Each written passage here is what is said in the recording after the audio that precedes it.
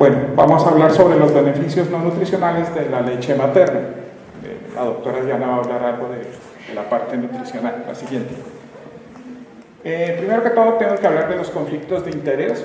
Yo soy médico y soy beneficiario de transferencia de valores de la industria farmacéutica. La industria farmacéutica nos patrocina muchas veces eventos, nos patrocina una revista a los pediatras que se llama Precoc, esa es de Nestlé, que es una industria suiza de sucedáneos de leche, y también recibo patrocinio para congresos de estas otras industrias, pero no soy ni socio, ni accionista, ni recibo ningún beneficio de la industria farmacéutica y vengo acá en calidad de médico del hospital infantil y de las entidades que antes estaban ahí mencionadas. Bueno, esta gráfica, este mapa, nos indica la distribución mundial de lactancia exclusiva hasta los 2 meses de edad. Nosotros ahí en Colombia estamos, digamos, casi que en la mitad. El hemisferio norte tiene, digamos, unas tasas bajas de lactancia. Mire, la Europa del Este tiene menos tasas de lactancia y no tenemos datos en algunas partes. Y en Sudamérica nosotros pues estamos como en cerca del 40-50%.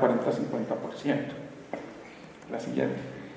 Estas son 2 publicaciones que reflejaban una encuesta que se hizo hace unos 8 años, ya es la última encuesta que se hizo por el bienestar familiar, que es la encuesta de ENSIN. Esa se hizo en el 2015, fue la última, y se encontró que la lactancia exclusiva hasta los 6 meses había bajado del 46.9 al 36%, 10% dejaron de amamantar durante este periodo de tiempo. La siguiente. Este es más o menos lo que se ha mirado. Veníamos mejorando. Del 90 teníamos un 10%, en el 2005 fue el año que veníamos mucho mejor, 46%, al 2015, que fue la última encuesta, habíamos bajado al 36%. Debido a eso se hizo una campaña intensa sobre lactancia. La siguiente, dentro de esta misma encuesta de nutrición que hizo el Instituto de Bienestar Familiar, se preguntaba los motivos por qué suspendían la lactancia y nos llamaba la atención estos 2. El primero pues era la edad de destete, que es después de los 2 años. Después de los 2 años ya prácticamente es una decisión entre la mamá y el bebé, digamos que es lo normal. Pero nos llamaba la atención que cerca del 42%, decían que los niños se rehusaban a seguir lactando. Básicamente era por problemas entre la mamá y el bebé para seguir con la lactancia. La mamá dice, me rechazó el seno, ya no quiso comer más, me aborreció el seno. Esa es una de las razones por las cuales la mamá deja de lactar, y la otra es que ya no tenía leche. Esta última causa generalmente obedece a que la mamá tiene que reintegrarse a la parte laboral y empieza a disminuir la producción láctea. Este es una gráfica de Bogotá, en donde encontramos que hay una bajada en esos años de COVID, hubo una disminución de la lactancia, pero afortunadamente ha habido un repunte en los últimos 2 o 3 años, ha habido un aumento en las tasas de lactancia materna exclusiva en menores de 6 meses. La siguiente. Bueno, pero vamos al grano porque el tiempo es corto. Entonces, vamos a hablar de los beneficios que tiene la lactancia no nutricionales. No vamos a hablar de los psicológicos porque creo que hay una charla y creo que ya la dieron, ¿sí? Pero hay una charla sobre la parte nutricional. Vamos a hablar de la mortalidad. Hay varios estudios, aquí tenemos unos metaanálisis en donde muestran que la lactancia exclusiva disminuye la mortalidad por todas las causas. Cogen todos los niños que fallecen por diferentes causas hasta los 6 meses y hasta los 2 años, y se demuestra que los que recibieron lactancia pueden tener una disminución de 14 veces, o sea, perdón, al revés. Los bebés que no recibieron lactancia materna tienen 14 veces más riesgo de fallecer, y los que no fueron amamantados hasta 8 veces de fallecer por todas las causas posibles en los menores de 2 años. La siguiente, en Latinoamérica se hizo también varios estudios y esto se encontró que era un poco más alto. El 55% de las muertes por diarrea e infección respiratoria aguda podían ser prevenibles si esos niños les mantenían una lactancia por lo menos exclusiva por lo menos los 3 primeros meses, y hasta 66% de las muertes podían ser prevenibles en los menores de 12 meses.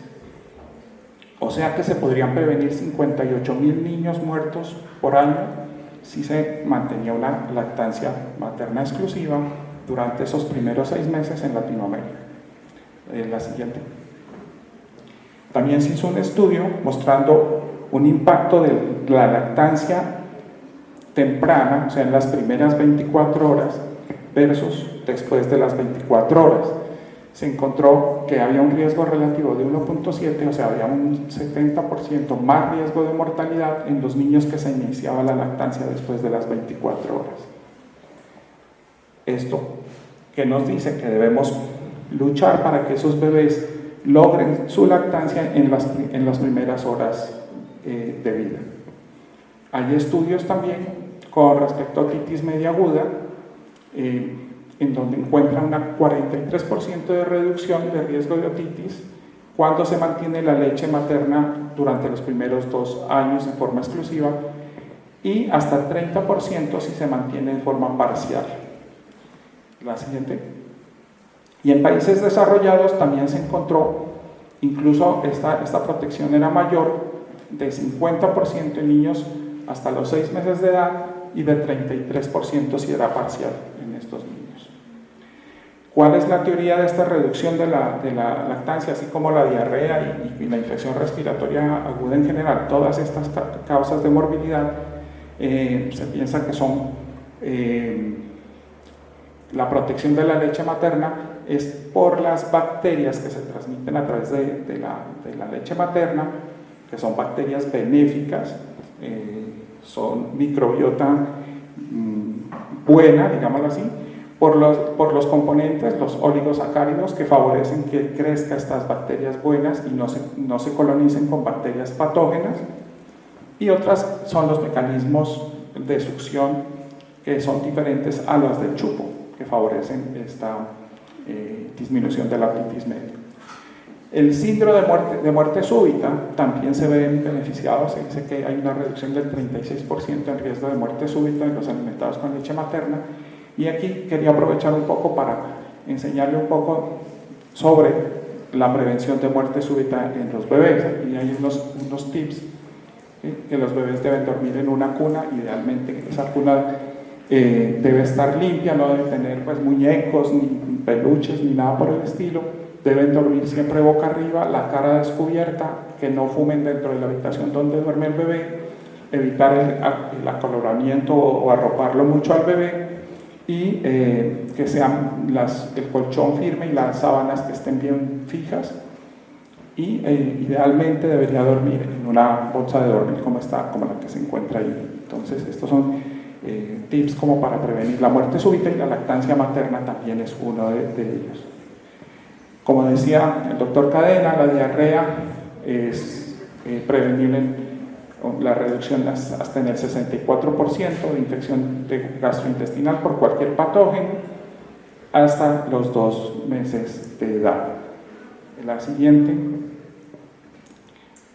Se piensa que esta disminución de la diarrea pues tiene que ver con protección inmunológica, la inmunoglobulina A, la lactoferrina, todos estos factores inmunológicos que se transmiten, factores antiinfecciosos, la mejoría de la nutrición, se evita la desnutrición y se disminuye la morbilidad por diarrea, y la disminución de los patógenos a los cuales se ven expuestos estos bebés durante el uso del biberón.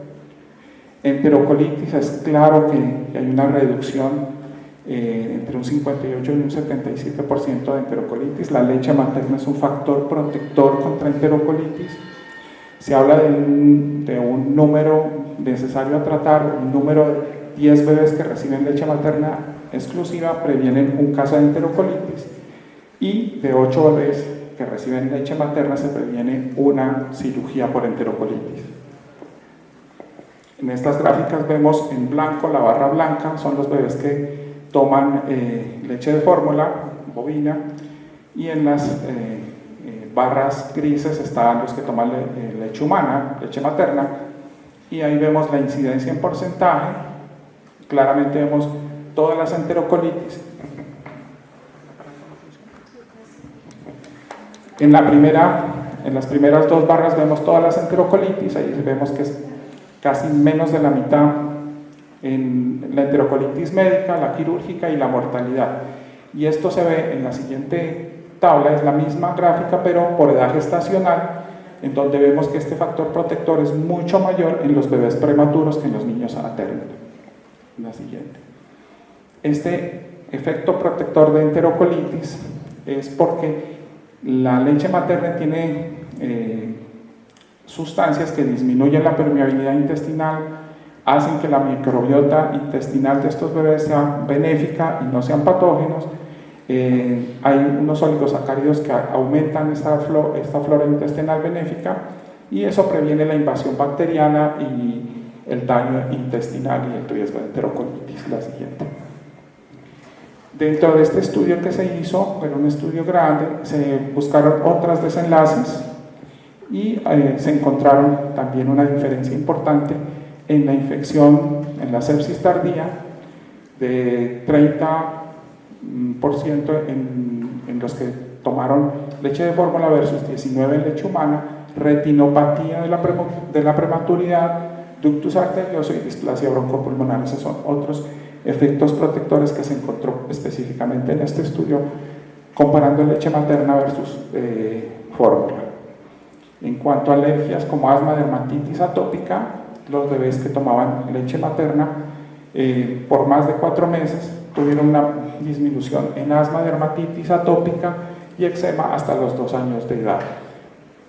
27% de protección en los que no tenían historia familiar de asma o de alergias, y 42% en los que tenían algún tipo de historia familiar para asma.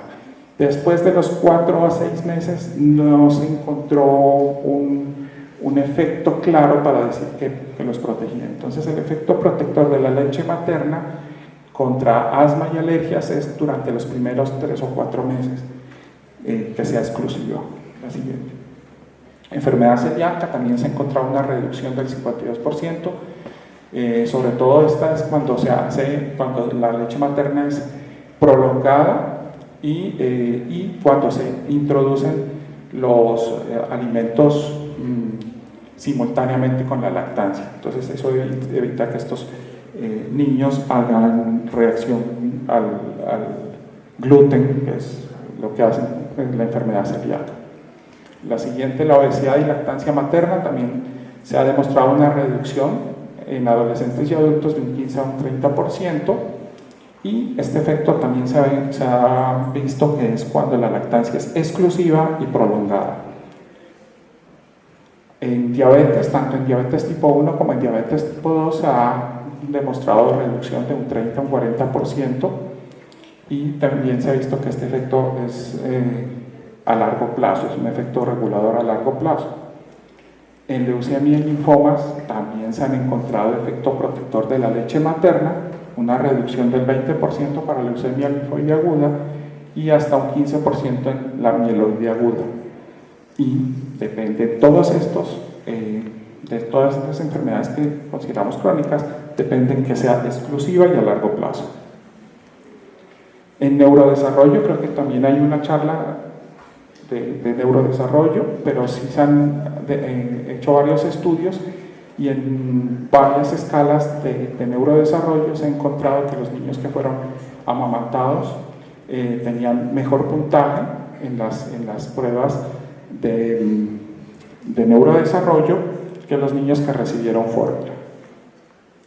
Para la mamá, definitivamente no es muy fuerte, creo que también hay otra charla de esto, pero simplemente para hacer un resumen, las ventajas para la madre es que hay menos sangrado posparto. Cuando el bebé nace hay que colocarlo idealmente dentro de la primera media hora para favorecer la contracción uterina y la disminución del sangrado posparto.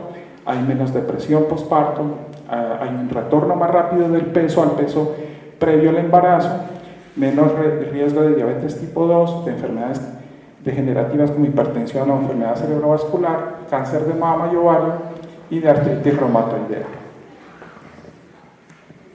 La leche materna, como les decía, pues tiene bacterias benéficas, no es estéril, tiene todo ese mundo de bacterias que tenemos allí. Se han detectado tanto en cultivos como en detección por DNA. La siguiente. Y estos son todos los factores que intervienen para que esa microbiota de la leche materna sea diferente en cada mamá. La edad gestacional, el modo de parto, los antibióticos que recibe la mamá, la salud de la mamá, el área geográfica, la genética, la nutrición de la mamá, todo eso interviene para determinar qué microbiota intestinal va a tener. La siguiente. Hay una teoría muy interesante que dice que las bacterias que están en el intestino del bebé, como está arriba, digamos que se suben como a las células, a los macrófagos que están en la lámina propia, digamos que son como los bucecitos, y esos buces,